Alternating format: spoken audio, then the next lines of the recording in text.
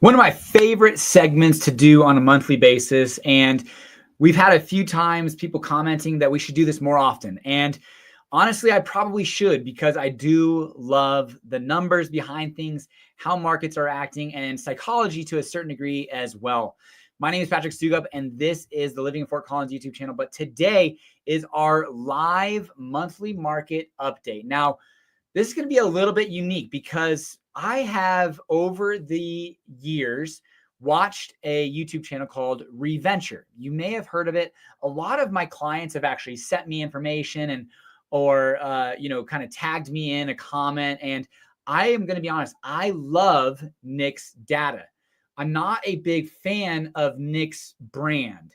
And I will say that one thing that's important to watch when you're doing and to understand is kind of anybody's kind of motivations, right? So obviously this is the Living in Fort Collins YouTube channel where a lot of people move and relocate to or buy, sell, and invest here. And we're licensed real estate agents. So we are in the business of real estate. So I'm probably going to be more skewed towards a positive mentality in the real estate market. That being said, that's my brand. That's what I am about.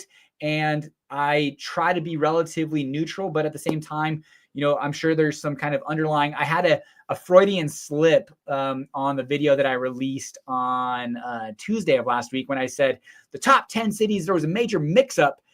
I mean, shake-up, but it's kind of where your subconscious is at, possibly. So that being said, I really like Nick's data, which we will dive into today. I actually became a subscriber of his app because he has some awesome data points that I kind of went through and looked at and was like, pretty accurate. Like, I think these are pretty decent numbers. Now, there's some that aren't as spot on, but as far as a data aggregator, I think it's awesome. Like, one of the things that you almost had to immediately throw out the window was when, like, for US News, and they're talking about median home value, and like for them, they had 450,000 in Fort Collins. I'm like, it's not even close to that.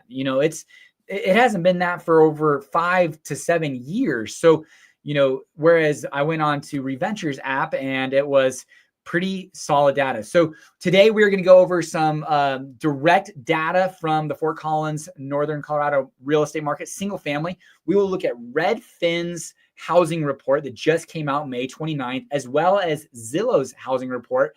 And then we'll jump into that Reventure app. So it'll be a little data heavy, but hopefully, and then, feel free to ask questions as I'm going through this live. I would love to answer as many as possible. And if you guys are watching this on rerun, comment below and I will get back to you. But without any further delay, let me share the screen for. All right, and I'll put myself in the little corner here. Or actually, do you guys like it here better? I'll go here so you can kind of see this little down area. Alrighty, so this is Fort Collins, residential detached, looking back to 2022, so just 3 years. But this is our 12-month rolling average. And as you can see, our housing prices are actually down 1.2% from May of 2024. So, we are seeing that 12-month average relatively stagnate since 2022, November of 2020. Look at this. We're only $5,000 higher than we were in November of 2022 for a 12-month rolling average in May. So, relatively stagnant for the last, coming up on 3 years. And that really ties in directly with when interest rates popped. Interest rates started to go up February, March of 2022 and reached their 6% rate in June, July, and then actually went all the way up to 8% in October of 2023. So relatively flat sales price from there. Okay, important to know. We'll go back to monthly. What about our homes on for sale? We're up 19.8% from a year ago. So we have more homes on the market. But what's interesting is our new listings are really just, only 4% higher than they were last year. So what that tells me is that there are more homes coming onto the market. That kind of golden handcuffs of sellers is continually coming off. The life dynamics are saying, hey, we got to sell for one reason or another.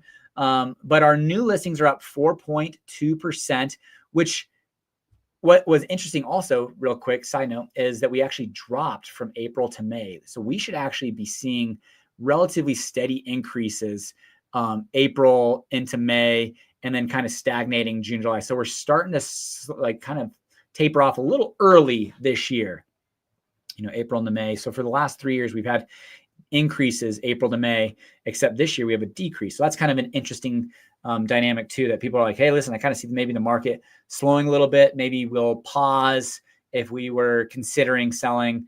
But the homes that are on the market are generally going to be sitting longer. And so more homes are coming on the market because our closed sales is actually up 8.5%. So buyer demand is a little higher than it was last year this time, as well as homes under contract. But, I still think it's kind of interesting, a pretty decent drop off from April to May, because, we should be still seeing a pretty decent increase in homes under contract. Here's flat, here's a little increase, but this is a pretty decent decrease from April to May, still higher than last year. So our demand's a little bit higher, but homes that are on the market are sitting a little bit longer. For those of you that are negotiating, it's an interesting market. We've got a fair amount of listings on the market. We're working with a fair amount of buyers, and it's wild. I talked with one of my sellers, and I was like, man, if I was working with a couple buyers right now, I would be telling them, hey, listen, let's look at the houses that have been sitting on the market for a little bit of time. And, maybe it's not the perfect house at $670,000, but how perfect of a house would it be if you got it for $650,000? And maybe being a little bit more opportunistic on the buy side, because there are also homes that are going on the market for $800,000 and selling for $875,000 with multiple offers and going quick. So an interesting dynamic there, but on average, we're seeing a median sales price of 100%, or on the median average, it's 99.4%. Now that is the final list to sales price, because one of the things that we'll talk about here shortly is the amount of homes having price cuts is a little bit higher than normal.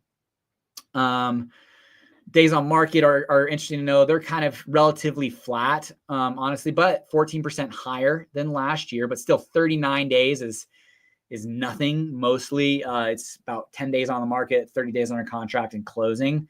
Month supply is increasing up to 2.3 months, up 4.5% versus last year.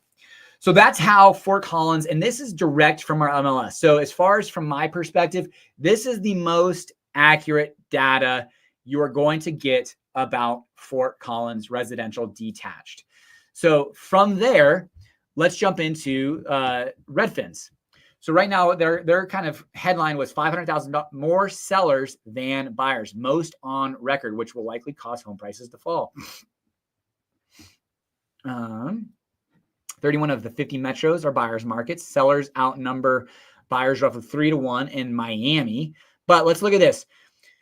500,000 more sellers than buyers. And the way that they looked at this was obviously sellers, homes on the market. The way they looked at buyers were, they looked at homes under contract and then looked at annualized, let's see here real quick. Bill said, would be interested in difference, maybe list price, quartile, do the dynamic shift from 550K.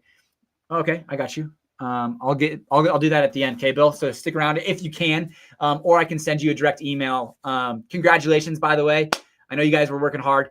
That's a prime example of a pretty competitive market. So Bill is kind of an example of that. So appreciate your comments and patience and trust.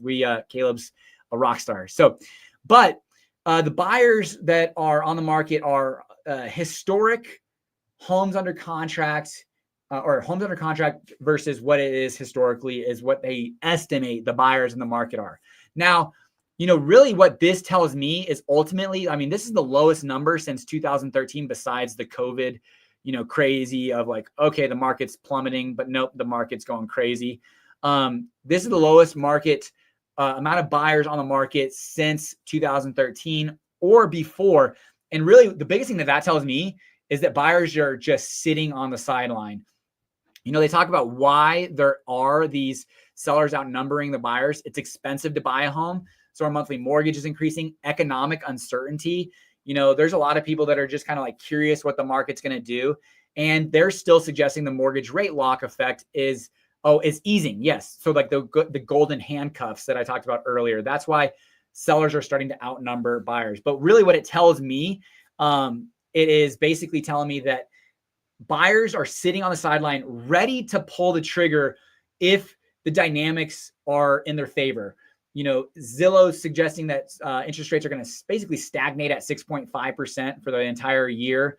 But, the stock market plummeted and is back up to basically all-time highs. Interest rates are kind of like going up and down, but stagnating right around 6.5%. And I think, and now granted, the domino could follow, I guess, the other way as well. Of like interest rates could go to 8% like they did in October of 2023, and the market completely stagnate. A lot of more sellers on the market versus buyers. But it could also go the other way. If interest rates do happen to come down to the low sixes, high fives, you're going to see a nozzle effect of buyers just flooding onto the market. Interesting. Got somebody calling in from out of state.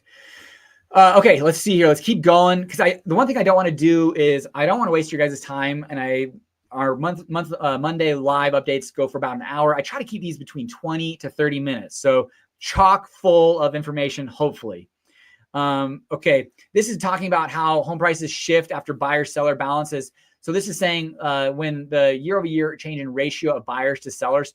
So when there's more buyers, our prices are increasing. So the blue line is more buyers, less buyers, more buyers, less buyers. This was October of 2023 time period where it was just like, interest rates were starting to really increase. And, so right now we're actually seeing, prices just kind of, ho-hum, but our buyers are kind of not nearly as high as they were during the pandemic. But now here's just really quickly, here's the most seller or buyer friendly markets. So Miami is the most buyer friendly market. Most of these are in Florida. Talking about Reventure, if he's a great channel to watch if you understand his brand is doomsday. But he was just in Florida and New York, kind of two polar opposite markets. Florida's, kind of killing it, whereas Florida is struggling, as is parts of Texas. But Florida definitely a bigger buyer's market right now. Here is kind of more of sellers markets. So these are the markets, again, like New York area. Northeast is performing very well right now. And if you own a condo, the condo market is the most difficult. 83% more sellers than there are buyers. 259,000 sellers versus only 141,000 buyers. So if you're selling a condo right now, if you're wanting to sell, you're going to need to make some fast, hard decisions, and or pause on the sell and punt it a year, rent it out. Who knows? And then this is all of the major markets. I just want to show you guys Denver, because that's the only major metro 50. So there's 16,000 sellers to 11,000 buyers, 41% increase of sellers versus buyers. And we've seen an annual decrease in Denver in median sales price. All righty, I'm going to go on to Zillow now. Zillow is suggesting that we're going to see across the United States a decrease above 1.4%, but they revised that up from their suggested 1.9% decrease. One thing I thought that was interesting, because a comment that I just made was that if that condo can't sell, maybe they'll turn it into a rental, and maybe that's going to happen more and more, and the rental market will increase. Well, that could be the case, but what Zillow is suggesting is that Zillow family projects single family rents to increase by 3.2%. So rental market being strong, housing market down anywhere between 1 to 2% is what it looks like across the nation. They actually have revised down our total projected sales for the year of 4.12. Now, I don't have this off the top of my head, but I believe originally our projection, like beginning of 2024 was, or maybe middle of 2024 was that 2025 could be in the 3 millions, which would have been, a pretty dramatic decrease in home sales, but that never really materialized. All right. Now, I'm excited about this because this is the Reventure app that I wanted to take you guys through. Now, there's a ton of data here, so I can see myself playing in this quite a bit. Now, again, because I like this. This is Larimer County. So just let's be clear, even though it's talking about a metro, this is Larimer County, Boulder County, Weld County, Denver. I think that's Denver County, but I'm not sure. That's a much, much bigger. That's probably a couple of counties, honestly. But Larimer, Boulder, Weld County. And this information's pretty good, as far as median sales price. Let's go just compare, contrast. Larimer.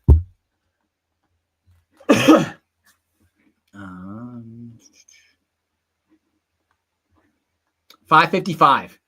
So that's Larimer County is median sales price, 555, and these guys are suggesting 566. So that's one of the closest data aggregator numbers I've seen for our county. So let's just kind of go through here a little bit. And then I'm also going to dive into zip codes. So if there's any zip code anybody wants to see specifically while I'm doing this live, let me know because we'll get there here shortly.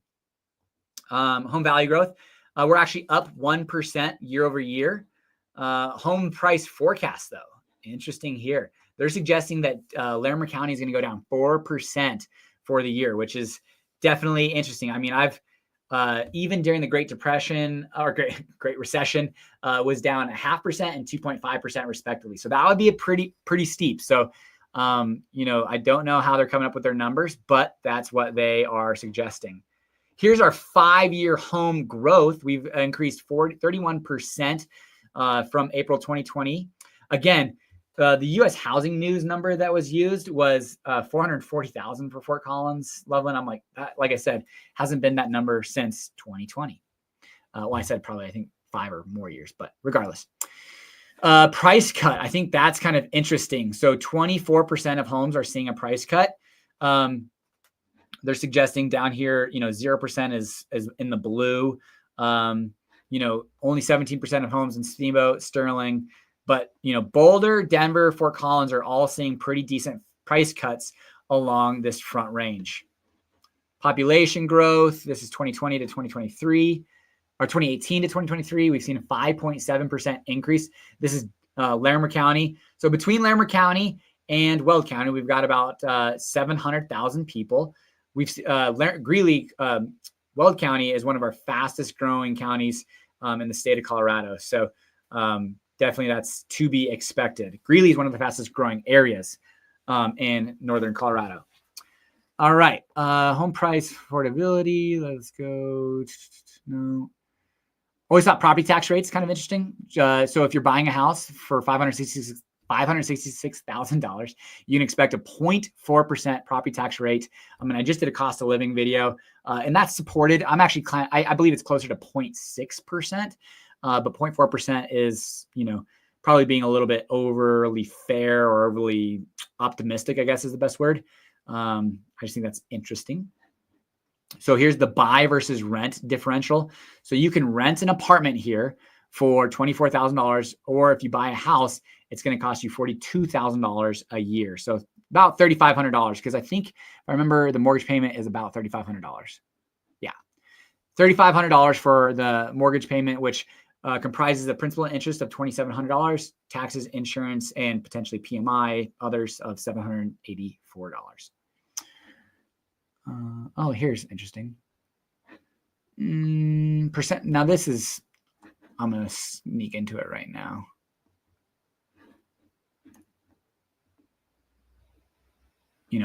This is great. We'll get here shortly.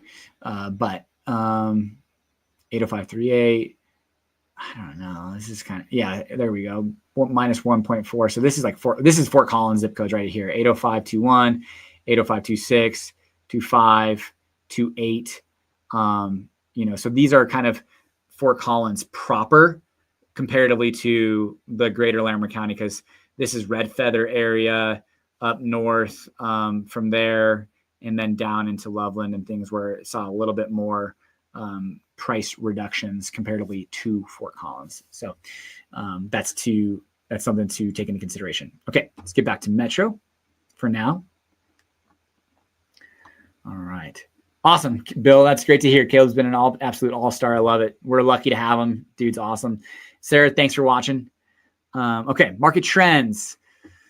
Price cut, days on market, inventory as a percent of houses, median listing price. New listings, I guess, is kind of interesting. New listing count year over year, up 23% year over year. And if there's anything that you guys see on here that you want to see, demographics I think are always pretty interesting. Population growth is good to know. We've seen 5.7% increase in population growth. Remote workers, 20% of our workers are remote. I thought that was really pretty interesting. You can imagine, Boulder being a tech area. What's up, Kevin? And then Denver also being pretty heavy tech as well. College degree, Boulder is the strongest at 65%, but Fort Collins is 52%. And then if you dive into, we'll dive into it here a little bit, our zip codes, because I just think it's really interesting how granular it gets. So you start to look, it's amazing how you go from the national view of let's say Zillow down 1.4% to state level, to county level, to city level, to zip code level, and really get granular, because there are definitely, and I'll show you guys a little bit of the differences even in zip codes in Fort Collins. Home ownership rate, 63% of us in Fort Collins, Loveland, Larimer County are homeowners. 74% in Weld County. That's wild. Okay, median A. Let's go. Poverty rate, housing growth rate, building permits.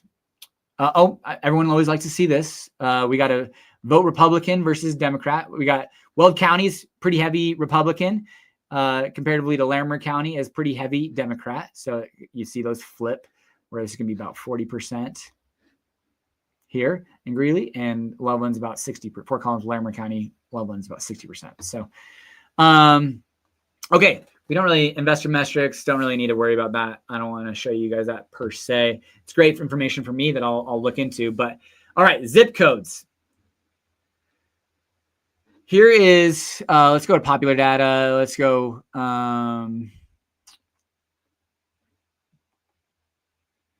Okay, here's the income. No. What do I want to show? There we go. Household income. Here's what's crazy about just different parts of Fort Collins. This is Timnath. Very affluent, very high, high home prices, but very affluent area for sure. And then you got 80528 right next to it. 80528 right next to it. Probably the most expensive house area in Fort Collins. And then also, I'll get to that here quickly. Actually, I'll do that. That's great. Great question. I will get to you shortly as far as age, because yes, it does differentiate upon where you are in Fort Collins.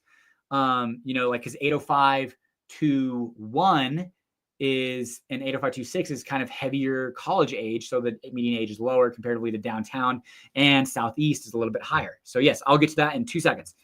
Well, pretty close. And then, Red Feather, still not too bad, but definitely on the lower side. Loveland's a little bit lower as far as household incomes. And then 80524. 80524 is a large area, so that's kind of interesting. But 80521, a lot of very rural area, but it's definitely interesting as you get a little bit more granular. Let's go to median age, because we just were asked that. Well, they could go out to Red Feather. So you got your median age, 53 years old. I definitely can attest to that. We were just out at our cabin a couple weeks ago and met some awesome neighbors, but they are definitely all in their 60s. But then you get into kind of the downtown area, CSU area, 80521. This is tons of college renters area. And then you still got a fair amount of college renters, but 33 isn't too young. 37, 80525, 34.6, 36.1, and 80524 still downtown is 36.2. So you probably want to stay away from 80521. From there, and from there you'd want to kind of probably 80525, 80528, or yeah, Timnath area is good. And then Loveland gets a little bit higher as well. Loveland's a much more, because CSU is very college oriented. So Loveland's definitely going to have a higher median age, even 80537 up into the 40s. Okay. Price cuts. I think that's kind of an interesting thing for specific areas, and we'll go days on market, and that'll kind of wrap up today's. Man, I love all the comments. Thank you so much. It makes my makes it more entertaining for me. So thank you. Keep them coming. But price cut. Let's see here. 80526, 31% of homes. Downtown area, still only about 20% of homes. So this is probably our lowest. This is definitely downtown Fort Collins, which is still very high in demand, desirable. So that's definitely interesting. 80521, still downtown, not as many houses. So those numbers get skewed pretty quickly. 80528, seeing 30% of homes having price reductions. And then Loveland, 21 to 30% here. Days on market, 80526, only 20 days. I would have to be curious. I don't really trust this data. So that's like a data point that I don't necessarily trust, which is also, what was one thing that I really didn't like that they showed? Property tax, home value. Oh, here's a good value to income ratio. So essentially, here's what's your best value, median household income to home value. So like, where are you going to get the best deal for the area's median income? That was kind of interesting. So it takes 5.8 times your median income to get to the home value here. So red is good, blue is not so good. Excuse me, blue is good, red not so good. That is all what it was. There was really one I really did want to show.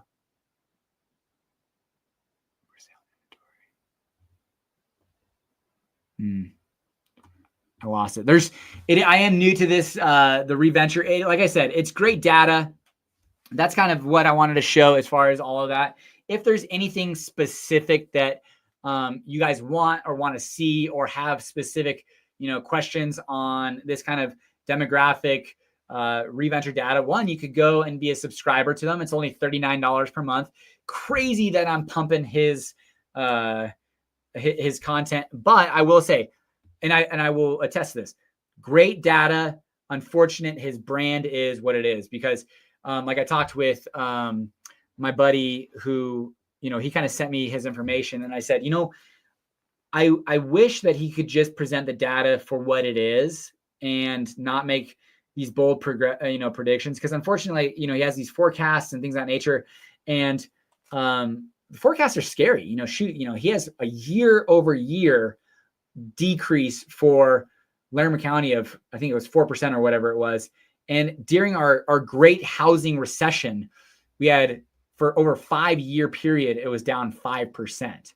So those are the kind of things that I just am a little cautious of watching that, because it's great data, but one of the things that he's been doing, and he's been a kind of banging the drum that the market's going to crash since 2009.